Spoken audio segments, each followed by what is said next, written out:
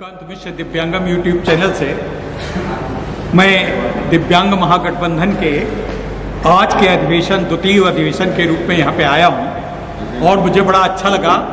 हमारे मीडिया की तरफ से हम सभी का अभिनंदन करते हैं और सभी लोगों को इस बात के लिए मुबारक देते हैं कि आप लोगों के विविध दिव्यांग संगठनों को एकजुट करते हुए दिव्यांगों की बहुत सारी परेशानियों को मंच पर लाने का प्रयास कर रहे हैं। मैं आप लोगों को से निश्चित रूप से प्रभावित हूं, हमारा पूरा मीडिया जगत भी प्रभावित है और मैं ये चाहूँगा कि आप लोग आज के गठबंधन के ऊपर व्यापक रूप से प्रकाश डालें। मैं सबसे पहले वीरेंद्र जी से चाहता हूं कि जानना चाहूँगा कि आज के इस महागठबंधन का नाम बताने की कृपा करें और आज का उद्देश्य, आज का ये जो बैठक आहूत की गई है, इसका क्या प्रयोजन है। तमाम संगठन और तमाम पार्टियों को मिला करके, जिसमें कांग्रेस पार्टी, विकलांग प्रकोष्ठ, राष्ट्रीय दिव्यांग पार्टी और तमाम संगठन हैं, जिनको मिला करके एक दिव्यांग महागठबंधन बनाया गया है। जी, क्यों आवश्यकता पड़ी? जी, आज का सवाल ये है कि क्यों आवश्यकता पड़ी। जी, हम लोग तमाम दिव्यांग संगठन हैं, छोटे छोटे टुकड़ों में बटे हुए हैं और सरकार और प्रशासन जो मूलभूत समस्याएं हैं उनका समाधान नहीं कर रही है। नौकरी, रोजगार, स्वास्थ्य, शिक्षा, सुरक्षा, ये मूलभूत समस्याएं हैं दिव्यांगजनों की, उस पर सरकार का फोकस नहीं है। सरकार एक आम नागरिकों की तरह हमें भी उसी में गणना करती है। तो हम लोगों ने एक मन बनाया कि अलग अलग बंटने से अच्छा है कि उत्तर प्रदेश के सारे दिव्यांग संगठन मिलकर के एक दिव्यांग महागठबंधन बनाएं और बनाने के बाद सरकार को अल्टीमेटम दें कि नौकरियों में रिजर्वेशन कोटा पूरा हो, दिव्यांगजन अधिनियम 2016 लागू हो सभी जगह, स्वास्थ्य, शिक्षा, सुरक्षा की 100% गारंटी मिले। इन सब मांगों को महागठबंधन जो है अब उठाएगा और अब जो अलग अलग जो ज्ञापन जाते थे, टुकड़ों में जाते थे, अलग अलग बैनर के तले संघर्ष होता था, अब वो नहीं होगा। अब केवल महागठबंधन जो है अपनी बात प्रदेश के दिव्यांगजनों की समस्याएं रखेगा और सरकार पर प्रेशर बनाएगा। राजनीतिक भागीदारी कोई भी राजनीतिक पार्टी नहीं दे रही है। राजनीतिक भागीदारी की लड़ाई हम लड़ रहे हैं। रिजर्वेशन कोटा 4% का है नौकरियों में, 5% दूसरे क्षेत्रों में है। नहीं, जो ये आपकी राजनीतिक भागीदारी की मतलब है, इसकी ज्यादा व्याख्या करने के प्रयास करें। क्या मतलब आप चुनाव लड़ने जा रहे हैं इसी दल के, इसी पर प्लेटफॉर्म से? देखिए, चुनाव तो लड़ा जाएगा। चुनाव लड़ने के लिए हमारा ये प्रेशर होगा सारी राजनीतिक पार्टियों में। 54 लाख दिव्यांग उत्तर प्रदेश में है, यानी कि 54 लाख मतदाता हमारे पास है। उनके परिवार को जोड़ दें तो करोड़ों में हो जाए, उनके भाई बहन, माता पिता जोड़ दें तो करोड़ों में हमारी आबादी हो जाएगी।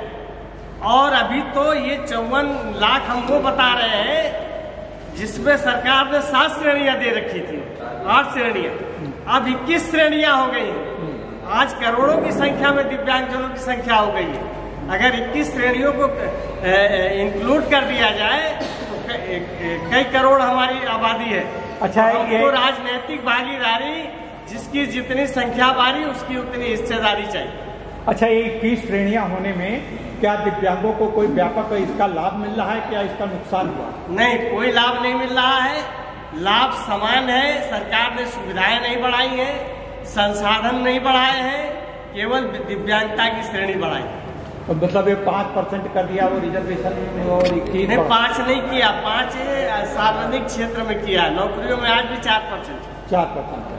अच्छा, ये जो आपका इस विषय में आपका ये जो महागठबंधन है, जो ग्रामीण क्षेत्र की अशिक्षित दिव्यांग महिलाएं, दिव्यांग बच्चियां उनको शिक्षित करने के लिए क्या कोई जागरूकता अभियान चालू करने वाला है? नहीं, जागरूकता हम तो मांग रहे हैं ना, नौकरी, रोजगार, स्वास्थ्य, शिक्षा, सुरक्षा 100% गारंटी हम मांग रहे हैं उसके लिए, और इसके लिए सरकार पर दबाव बनाएंगे कि 100% गारंटी दी जाए। क्यों नहीं दे रही सरकार? हमारा अधिकार है। हमारा अधिकार जो है, अगर संविधान में हमको बराबरी का दर्जा है तो हर क्षेत्र में मिलना चाहिए ना। अच्छा, दिव्यांगों के लिए जो विवाह अनुदान की बात करी जाती है, ऐसे बहुत से हमारी जो मीडिया की जो हमारी गणना जो विश्लेषण है, कम से कम 70% दिव्यांग ये वैवाहिक अनुदान के मामले लंबित हैं। इसमें आपको क्या लगता है कि क्या परिवर्तन किए जाने की आवश्यकता है? मेरी जो जानकारी में है कि लोग आवेदन नहीं करते हैं। अभी तमाम जनपदों से हमने पूछा है तो 0 लिख के गया, पैसा वापस जा रहा है। अच्छा, पैसा वापस जा रहा, सरकार ने पैसा दिया है। हम तो आज पिछले 38 सालों से दिव्यांगजनों का सामूहिक विवाह कानपुर में कराते हैं और हम सबको लाभ दिलाते हैं। तो पहले था, आज से 10 साल पहले ये व्यवस्था थी कि बजट कम होता था, आवेदन ज्यादा होते थे, लेकिन अब आवेदन कम है और बजट है, वापस करना पड़ता है। अच्छा, आप बस अंत में जरा इस अपने ये महागठबंधन की ये जो जिला इकाइयों के प्रारूप के ऊपर थोड़ा सा आप एक दृष्टि डालें तो अच्छा लगेगा। देखिए, जिला इकाइयाँ जैसे यहाँ प्रदेश में बनी है, कि सारे संगठन मिला करके एक महागठबंधन बना है। जिलों में भी जितने भी NGO होंगे, पार्टियां होंगी, दल होंगे, उनको मिला करके एक जिला इकाई बनेगी और वो जिले स्तर की जो समस्या होगी वहाँ रखेंगे और महागठबंधन उनको आगे पसू करेगा। अच्छा, ये जो बस यात्रा और रेल यात्रा में, बस यात्रा में तो दिव्यांगों के साथ बड़ा भेदभाव हो रहा है, ऐसी बहुत सी शिकायतें आ रही हैं। इसके विषय में परिवहन विभाग से आप लोग कोई परिपत्र जारी आप निवेदन करने वाले हैं? देखिए, वैसे तो इंडिविजुअली संगठन अपने अपने माध्यमों से लिखा पढ़ी करते रहे, लेकिन अब महागठबंधन इसको संज्ञान में लेगा और लेने के बाद महागठबंधन के बैनर तले शासन स्तर के अधिकारियों को से पत्राचार करेगा और एक बहुत बड़ा आंदोलन उत्तर प्रदेश में शुरू होगा जो हिंदुस्तान में कहीं नहीं हुआ होगा। इतना बड़ा आंदोलन हम यहाँ खड़ा करने जा रहे हैं। अभी समय लगेगा थोड़ा सा, क्योंकि गठबंधन की इकाइयाँ बनेंगी जिलों में, और फिर हम सरकार से बात करेंगे, राजनीतिक दलों से बात करेंगे कि हमारी ताकत है ये और हमें अपना अधिकार चाहिए, चाहे वो राजनीतिक क्षेत्र में आरक्षण हो, चाहे नौकरियों में आरक्षण हो, चाहे निजी क्षेत्र में आरक्षण हो, हम अपना आरक्षण लेके रहेंगे। और इलाज की जो सबसे व्यवस्था है, इलाज की व्यवस्था नहीं मिल रही है, आयुष्मान कार्ड बन नहीं रहे हैं। वो ये कहते हैं एक लिस्ट हमने जारी कर दी है, उसी पे उसमें जो नाम होगा वो करेंगे।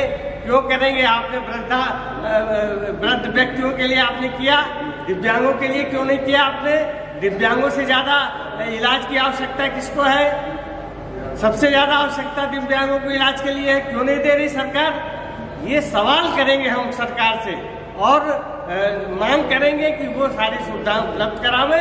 और ये जो भ्रष्टाचार फैला हुआ है, थानों में दिव्यांगों की रिपोर्ट नहीं दर्ज हो रही है, थानों में पुलिस भगा देती है, तो इन सब चीजों को लेकर के लड़ाई शुरू होगी।